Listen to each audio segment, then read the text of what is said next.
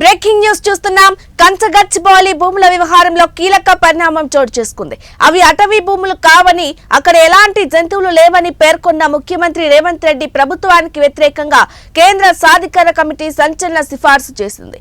ఆ భూములను అటవీ ప్రాంతంగా ప్రకటించే నిర్వహణను తెలంగాణ అటవీ శాఖకు అప్పగించాలని సూచించింది. అలాగే అక్కడ ఉన్న జీవ వైవిధ్యం దృష్ట్యా ఆ భూములను వన్యప్రాణి సంరక్షణ చట్టం 1972 కిందకు తెచ్చే అంశాన్ని కూడా పరిశీలించాలని ఆదేశించింది.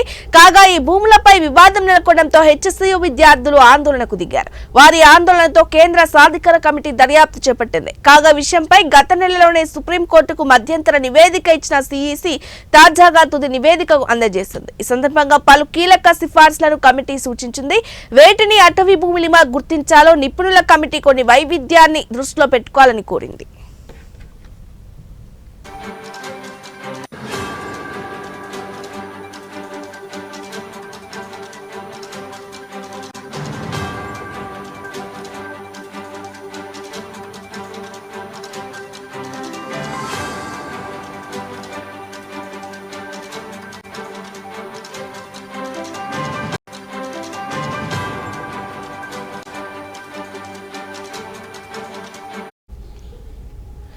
అలాగే ప్రభుత్వ శాఖల మధ్య సమన్వయం లేకపోవడం వల్ల సమస్యలు తలెత్తుతున్నాయని అభిప్రాయపడిన కమిటీ సమన్వయం కోసం ఉన్నత స్థాయి కమిటీ వేయాలని సూచించింది.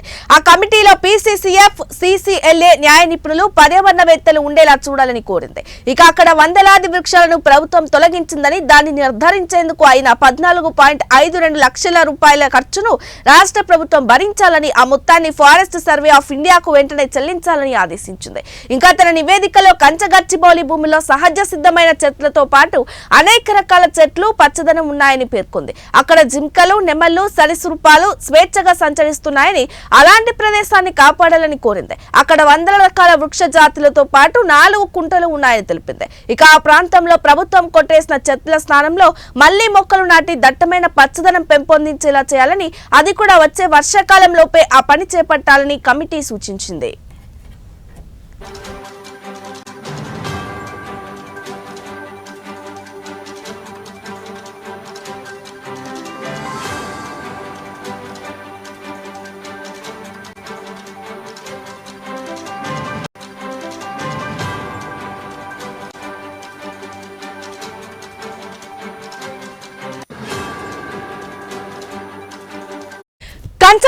గచ్చిబౌలి భూముల్లో భూసార జల సంరక్షణ కార్యక్రమాలను కూడా చేపట్టాలంది.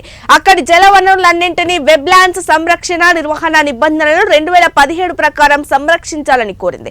ఆ ప్రాంతంలో సరైన మరుగునీటి శుద్ధి ప్లాంట్లను జీహెచ్ఎంసీ వచ్చే ఏడాది కాలంలో ఏర్పాటు చేయాలని సూచించింది. అంతేకాక రాష్ట్రంలో ఉన్న అటవీ భూములను గుర్తించేందుకు గాను ఒక నిపుణుల కమిటీని రాష్ట్ర ప్రభుత్వం పునర్వ్యవస్థీకరించాలని కోరింది. ఆ కమిటీలో క్షేత్రస్థాయి అటవీ అధికారులు, వన్యప్రాణి నిపుణులు, జీవావరణవేత్తలు, ఐటీ, రిమోట్ సెన్సింగ్ నిపుణులు, సర్వే ఏజెన్సీలు ఉండేలా చూడాలని సూచించింది. ప్రైవేటు భూముల కంటే ప్రభుత్వ భూములను అటవీ ప్రాంతాలుగా గుర్తించే విషయంలో కమిటీ మరింత కఠినంగా ఉండాలని సిఫార్సు చేశారు. రాజ్యాంగంలోని 48A-21 ప్రకరణల ప్రకారం ప్రభుత్వంపై ఆ బాధ్యత ఉందని తెలిపింది. అటవీ భూములు ఎక్కువగానే ఉంటాయని, వాటిని గుర్తించే విషయంలో ఇబ్బంది లేదని, పట్టణ ప్రాంతాల్లో అక్కడక్కడ ఉండే వాటిని గుర్తించాలని పేర్కొంది.